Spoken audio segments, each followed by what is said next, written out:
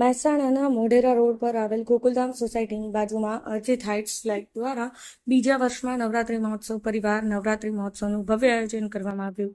5મા નોરતે વેશભૂષાનું આયોજન કરવામાં આવ્યું, જેમાં મા અંબાની આરતી કરીને જય આદ્યશક્તિ, મા જય આદ્યશક્તિ જેવા નારાઓ સાથે મા અંબાની આરતી ભવ્યથી ભવ્ય મા અંબાના આશીર્વાદ લીધા ને વેશભૂષામાં ખેલૈયાઓ અલગ અલગ પાત્રો ભજવીને આનંદમાં સવાયા.